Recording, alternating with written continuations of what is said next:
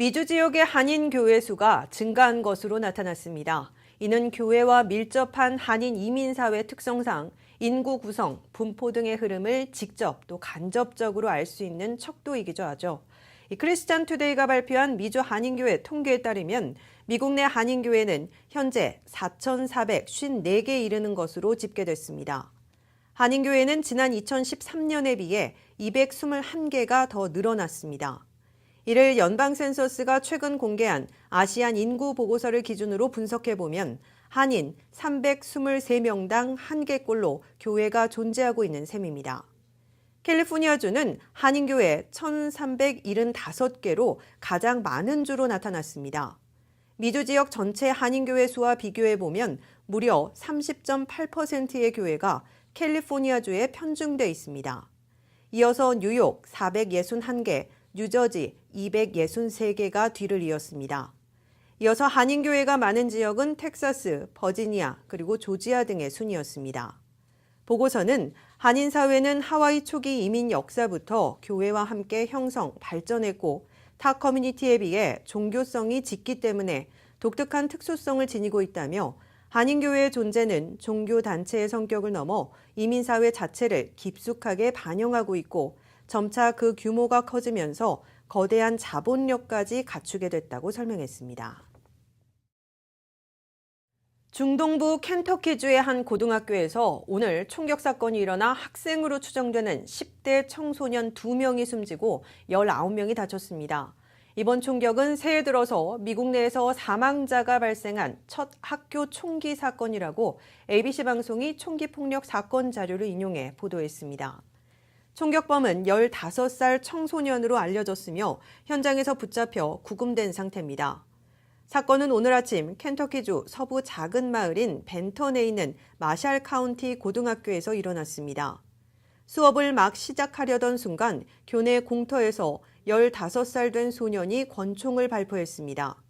총격범은 무차별적으로 총을 쏴댄 것으로 알려졌습니다. 총성이 들리자 학생 수십여 명이 뒤엉켜 달아났습니다. 15살 된 여학생은 현장에서 사망했고 같은 나이의 남학생은 병원으로 옮겨졌지만 숨졌습니다. 12명 정도가 직접 총탄에 맞아 인근 병원으로 후송됐습니다. 나머지 7명은 총격에 놀라 도망치는 과정에서 다친 것으로 알려졌습니다. 이 사건이 일어난 벤턴 지역은 인구 5천여 명에 불과한 작은 마을입니다. 이번 사건은 어제 텍사스주 고등학교 총격 사건에 이어서 이틀 연속 학교 구내에서 벌어진 총기 사건이어서 학생과 교직원들을 불안에 떨게 했습니다. 캘리포니아주 내 기호용 마리화나가 합법화된 가운데 한인들을 위해서 마리화나 정보 세미나가 열립니다.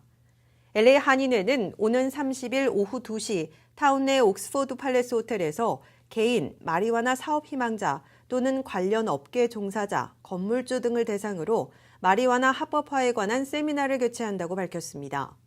한인회 측은 이번 세미나를 통해 각 분야 전문가들이 마리화나가 무엇인지 기본적인 부분부터 규제사항, 관련 사업 등 다양한 정보를 제공할 예정이라고 전했습니다. 이 자리에는 로버트 안 LA시 마리화나 커미셔너, 제임스 정 인허가 비즈니스 전문 변호사, 그리고 앤드류 리 IRS 스페셜 에이전트 등이 패널로 참석하며 질의응답 시간도 마련됩니다. 1960년대 냉전 시대의 미국 정부 극비연구소에서 일어난 동화적 스토리를 그린 영화 더 쉐이프 오브 워터가 올해 제90회 아카데미 시상식을 앞두고 최다인 13개 부문 후보에 올랐습니다. 오스카를 주관하는 영화예술과학 아카데미 존 베일리 회장은 오늘 온라인 스트리밍으로 생중계한 최종 후보작 발표에서 영화에 있어 주목할 만한 한 해였다고 말하고 마이크를 진행자인 걸즈트립의 티파니 헤디 씨와 반지의 제왕 앤디 서키스에게 넘겼습니다.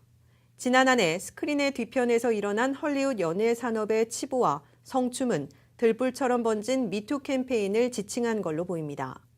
기에르모 델 토로 감독이 메가폰을 잡은 쉐이프 오브 워터는 작품상과 감독상, 각본상, 여우주연상, 남녀조연상 등 주요 수상 부문에 거의 빠짐없이 이름을 올렸습니다.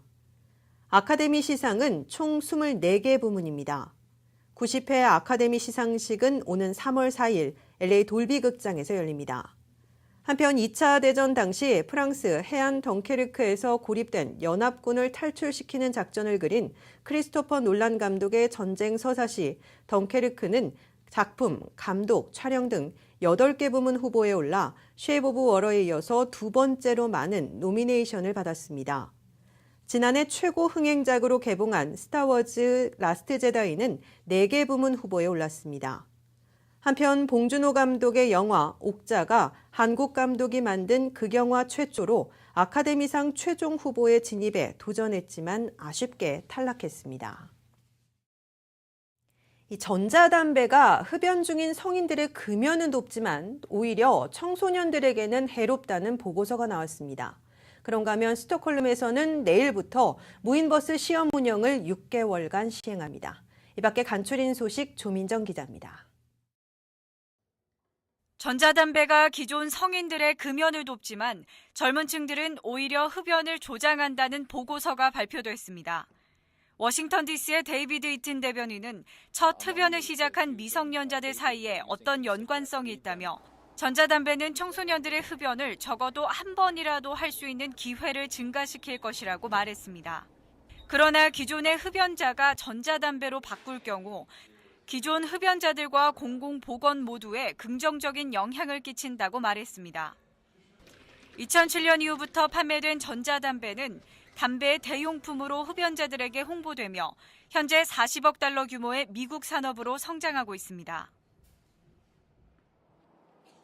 스웨덴 스톡홀름 외곽에서 현지 시각 24일부터 자율주행 버스가 공식 운영될 예정입니다. 노비다에서 개발한 자동 운전버스 프로젝트인 오토파일럿은 앞으로 6개월 동안 키스타 사이언스 시티에서 미리 프로그래밍된 1.5km 구간을 승객을 태우고 왕복 운행하게 됩니다. 버스는 주변을 감시해 안전 운행을 가능케 하는 센서 어레이를 사용합니다. 차량 안에는 호스트라고 불리는 버스 내 책임자가 있고 이 호스트는 차량을 주시하고 승객이 승선을 확인하는 역할을 합니다. 노비다 관계자는 자율주행 버스가 운전자를 완벽히 대신하기까지 상당히 오랜 시간이 걸릴 것이라고 했지만 컨설팅 회사 PW의 분석에 따르면 운송 및 저장 분야의 56%의 일자리가 자동화될 잠재적 위험이 있다고 설명했습니다.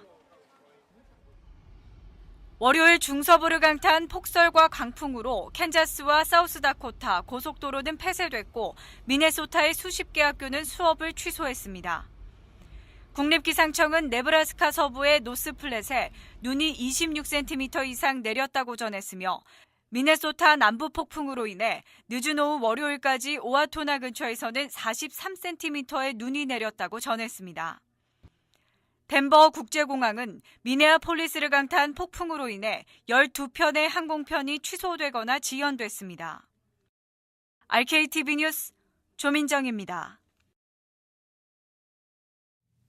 잠시 후 이슈 포커스가 이어집니다.